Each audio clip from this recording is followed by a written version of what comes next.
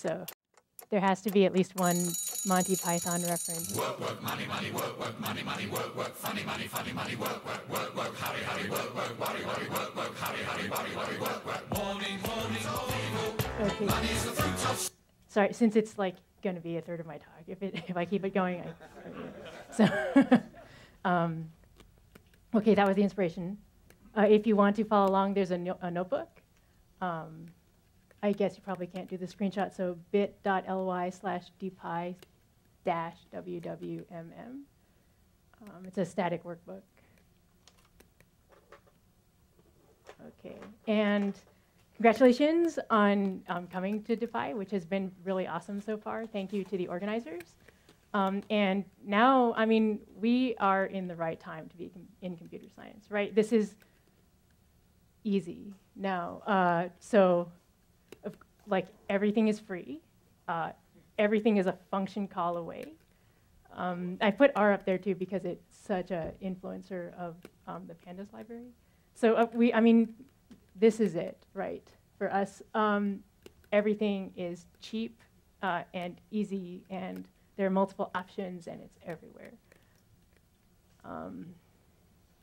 So it's been like a decade, right, since the MapReduce paper came out, and we've got like Hortonworks and Cloudera, and Teradata's got its own version of something like it, right? And all these other vendors have now, I mean, oh, and that was Watson, by the way, right? So we're ready. It's easy to do everything. I'm mentioning this, but I shouldn't have. SageMath Cloud. Come on, can I get out? Is a way to collaborate. I don't know if you guys, has anyone used SageMath Cloud? So through the Chicago Python collaboration, we have mentoring, and this is an easy way to meet with other people. Oh, is this too big for the screen? This is full screen.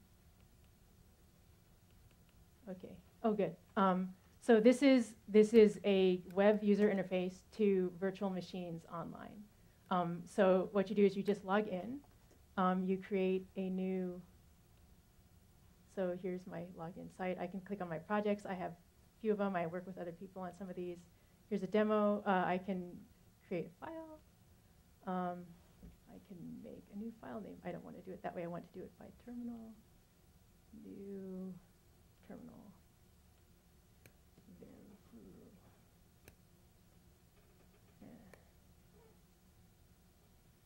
In the browser.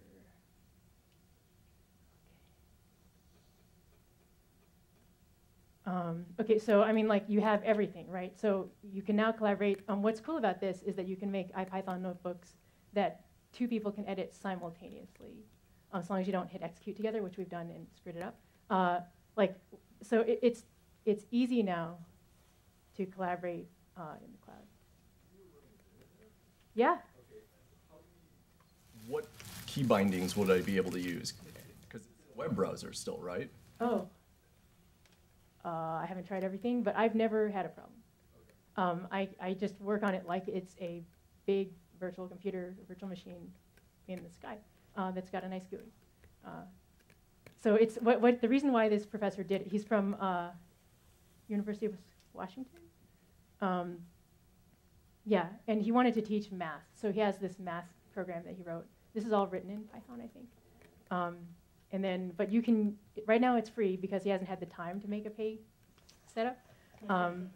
And the only caveat is when you're doing it, you start out not having internet access, the external network falls. I can close this project, go to my other project. Because some guy used it to like do bad stuff. So now you have to email him actually, email help@sagemath.com. So you just email them and say, I need network access, please. And like in 20 minutes, he'll say yes. I don't know what the hell this guy does, or if he's got like grad students that he's chained to the computers or something. But yeah, so it's super easy, it's free, it's cheap, and you can collaborate with people, teach them online, no problem. Okay, so the inspiration for this talk, I switched to applied math and took all the first year courses while the other people, when I was in my third year. So a lot of my friends graduated after me, and they asked me this exact question, like, what do I name for my starting salary, and what can I do with my skill set? So I had gone through that before. I had actually made a mistake. I mentioned my professor's salary as the target salary that I wanted, got it, and then like 6 weeks later when another hire came in at 10,000 more than me a year, realized that my frame of reference was wrong. So there exists data for free that'll tell you how much you should be making in an area. Actually, HR people use these.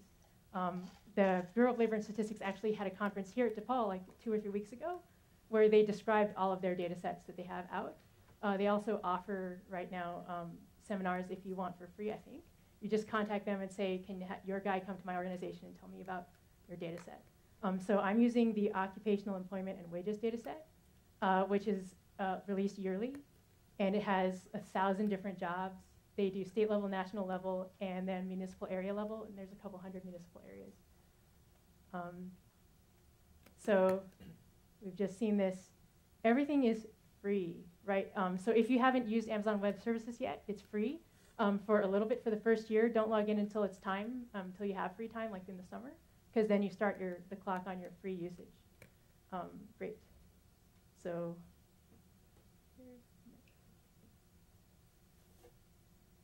Mongo is free. I stored my data there. I took the data from the BLS and moved it to MongoDB for easier access. Okay, also free. PyMongo is easy. The GUI is easy. Here's the GUI. This is my MongoLab account. It shows me the fields in my database. I can have multiple databases. I'm limited to like 500 megabytes total per database. So far, no one's told me that I have a cap on the number of databases I have. So I mean, so this is easy. It's a GUI. Everything's a GUI. Everything's free and online right now. You can do anything you want on the internet with a weekend of free time, right? So speaking of that, Spark is easy to launch on Amazon. In case, how many people have used Spark already here? A couple. Okay, so cool. So you're the only one who'll be bored by me, I hope. Great. So what you do is you go to the Spark webpage, and you click pre-built, so you don't have to compile anything for a particular Hadoop, and download. Right? I got a screenshot, I think, here. And if you go into the directory, there's this directory called EC2. There's a script inside of it. If you run the script after you've set up your Amazon account, so you've set up an Amazon account, you've logged in, you've set up your credentials the way you're supposed to, you follow the instructions on their quick start. You run, and you now have an Amazon Web Services cloud cluster of Spark by running a script. It's easy. It's that easy. You run the script. You're done, sort of. So I wanted to say it's not quite as easy as that. Okay, here. So the versions that EC2 comes with Python 2.6 installed, and Spark prefers Python 2.7. So it's better to go through getting Python 2.7 on everything. So this tells you how to do that. And so far, Spark is still a little bit fluid. So whatever version you're doing, stick with the instructions for that version. Make sure that the web browser says the version that you're using so that you don't have problems. Okay. Great. So I'm going to go to the live notebook. So this is it. This is it's being served off of Amazon. I'm running an IPython notebook on Amazon. Okay. I did this. I set it up. I can run this right now. Parallelize is, so Spark has a concept of a so what is Spark? How many people know what Hadoop is? Okay, so good. So right, Hadoop is a distributed computing, right? So it's distributed file service and distributed compute. This Spark that I've got right now is running a distributed Hadoop file system, and on top of it, it's got Spark for distributed compute. Okay, instead of MapReduce. It's got right. So inside of Spark, the thing that speeds it up a lot, one of the things, is that it's in memory. It's going to run to the best extent it can in memory. So there's a concept of a resilient distributed data set. that puts your data across the cluster. It's immutable. Your data set is immutable, and now computable. You can now do parallel functions on it. So this function, SC, stands for the Spark context. Here, help SC. Okay, this is the Spark context, right? And it's got all these functions. And the other thing is the Hive context, which is in IPython it started. For those of you who are multilingual, the preferred language, I think, for Spark is Scala. But it's nice and easy to be able to do stuff in IPython notebook for talks on Spark. Okay. And it's got a machine library that's now, as of Spark 2, also in Python, machine learning library, which is now replacing Mahout. Okay, so this is that.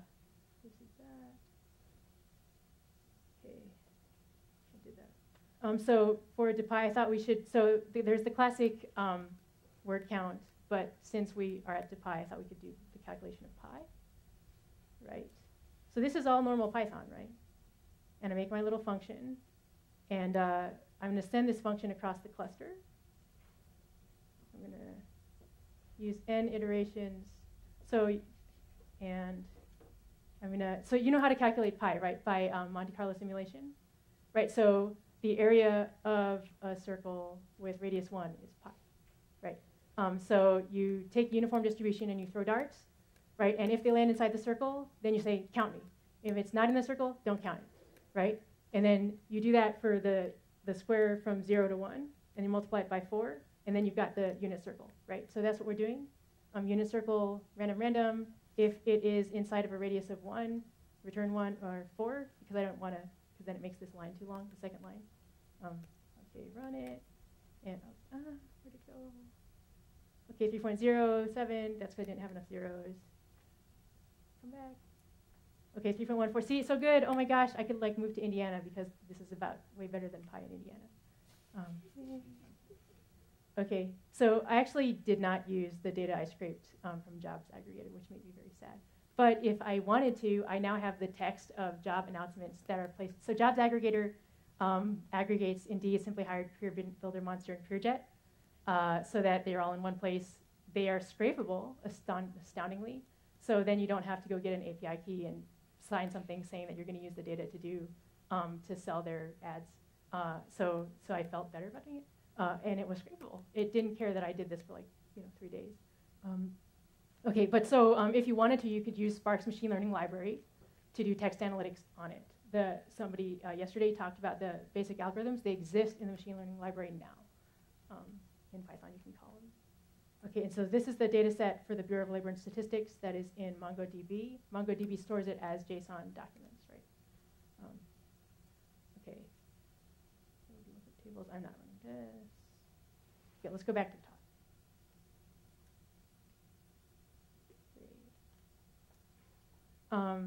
Okay, so, okay, and that's it. So, have you guys used Heroku, anybody, or has anyone heard of Heroku? Yay, okay, over there, oh my God, who are you? It's a place where you can, so they spin up Amazon instances. You log in for free. I think I have one of these tabs is them. Oh, this is my Lightning. Let's not go there yet. So you make an account in Heroku, you log in, you have a certain size free set. You can have a free database with 10,000 lines, and you can make your projects. And then you have an IP of your own. This one, tdslightningherokuapp.com, something herokuapp.com. And that's it, you're up, you're online, you're running your code. You can run in Python, Ruby, like a dozen languages. Cool. Okay, so you can do this stuff. You can like host complex blog posts doing data analysis on data sets on Heroku with all free stuff this summer, and then get the data science job that you always wanted after you graduate DePaul. Okay, so the other thing, I just heard of this library, so this is the first time I've used Lightning Viz. Has anyone heard of Lightning Viz? OMG, so it is exactly what I want. So Boca and I forget what some of those other libraries are, but they say they're interactive, but what it means is like you can zoom in on the plot, and it feels like they possess too much of the right of the code. But with Lightning, it's completely open source. It's a server. It's a visualization server. So it stores. So here, let me go here now. Let me go here. So this is the Lightning Heroku app that you go to like their homepage, you click, then you click download. It creates a Heroku instance for you. So now you have a running Heroku app that you just named, Lightning Heroku app. And it's your visualization server. You can load up custom JavaScript D3. It has all the libraries. New session. Visualization. I want to do this. Types. Come on. God. Come back. Visualization types. So adjacency graph, force graph. And these are all like D3. They're like what you expect from D3. Clickable, draggable, highlightable. If you like, the graph stuff is pretty amazing, right? So, and it's all because that's what it is, right? It's a template. You load in like your dictionary, and then you've got graphics. So this is phenomenal. I didn't use it well yet, but holy crap. Okay, let's go back to. So I'm loading the data. I'm not doing it again because I don't want to take any time. Lightning. This is Lightning. From Lightning, import Lightning. Okay, say where my server is that's hosting my visualizations, but you've got these default templates that they bundle with your installation. Yes, IPython meets, they built in this thing, line. Maybe I have to run these.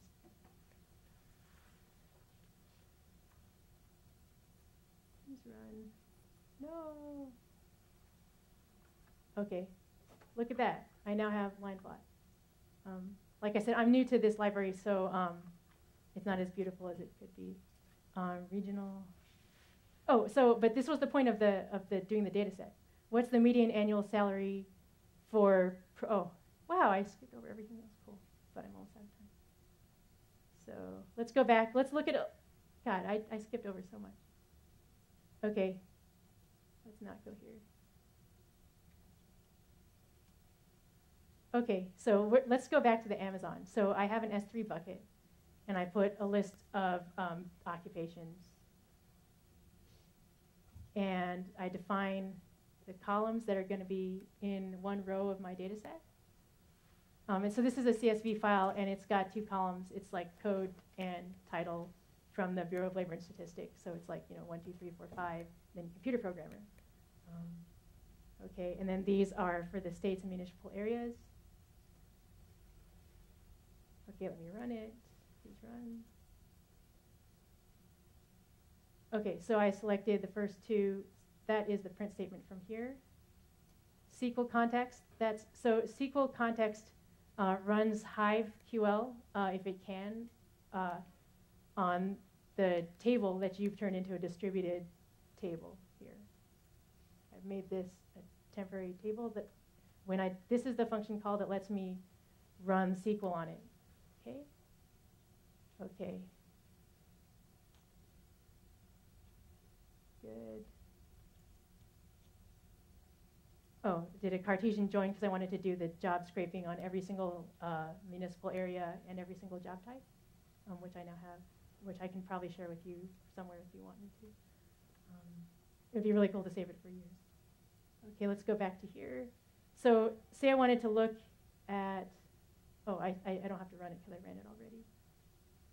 Okay, so I've got these are the various options. I chose this one as computer programmers for the data. Okay.